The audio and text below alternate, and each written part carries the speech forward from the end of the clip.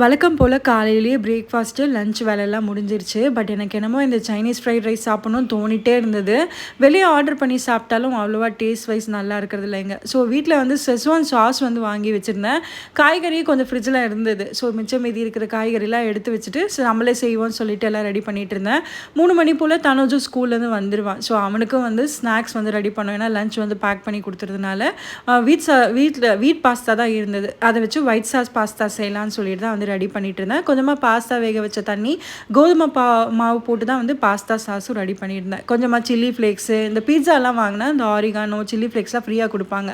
அதெல்லாம் வந்து தூக்கி போடாமல் பத்திரமா எடுத்துகிட்டு வந்துடுவேன். ஸோ அதையே வந்து அதில் போட்டு கொஞ்சமாக சீஸ் வந்து போட்டு பாஸ்தா ரெடி பண்ணிவிட்டு அதுக்கப்புறம் தான் எனக்கு வந்து ஃப்ரைட் ரைஸ் வந்து ரெடி பண்ணிகிட்டு இருந்தேன். இந்த செஸ்வான் சாஸ் வந்து கொஞ்சம் ரொம்பவே காரமாக தான் இருக்கும். பட் அதனால் வந்து நான் எனக்கு பிடிச்ச மாதிரி கொஞ்சமாக வந்து போட்டு ஆட் பண்ணிவிட்டு டேஸ்ட் வைஸ் நல்லாவே வந்திருந்தது. வீட்டில் செய்கிற ஃப்ரைட் ரைஸ் மாதிரி இருந்தாலும் ரெஸ்டாரண்ட் ஃப்ளேவர் இருந்தது. இதுக்கு தொட்டுக்கிறதுக்கு முறுக்கு போட்டு சாப்பிட்டுட்டு தனுஜ் வந்து வேன்லேருந்து பிக்கப் பண்ணுறதுக்கு முன்னாடி இங்கே பக்கத்தில் வில்லாஸில் வந்து ஒரு கருவேப்பிலை மரம் வந்து புதுசாக கண்டுபிடிச்சிருக்கேன். இது கண்டுபிடிச்சதுலேருந்து வெளியே கருவேப்பிலை வாங்குறதே இல்லை. வாரத்துக்கு ஒரு நாள் போய் அங்கே போய் பறிச்சுட்டு வந்துடுவேன். ஸோ அது நல்லா ஃப்ரெஷ்ஷாக இருந்தது. ஸோ பறிச்சுட்டு வந்து அதை க்ளீன் பண்ணிவிட்டு வாஷ் பண்ணிவிட்டு ட்ரை பண்ணுறதுக்காக வச்சுட்டேன்.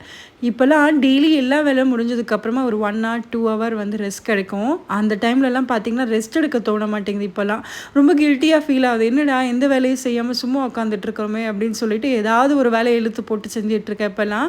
உங்களுக்கு ஃப்ரீயாக இருக்கும் போது இது மாதிரி தோணுமான்னு சொல்லிட்டு கண்டிப்பாக சொல்லுங்கள் ஃப்ரெண்ட்ஸ். ஏபிசி கியூப் வந்து ரொம்ப நாளாக செய்யணும்னு நினச்சிட்டு இருந்தேன். ஸோ அதையும் செஞ்சு வச்சுட்டு பால் கொஞ்சம் ஜாஸ்தியாக இருந்தனால பன்னீர் வந்து செஞ்சு வச்சுட்டேன். கருவேப்பிலையும் வந்து நல்லா ட்ரை ஆனதுக்கப்புறமா அதெல்லாம் பாக்ஸில் வந்து ஸ்டோர் பண்ணி வச்சாச்சு.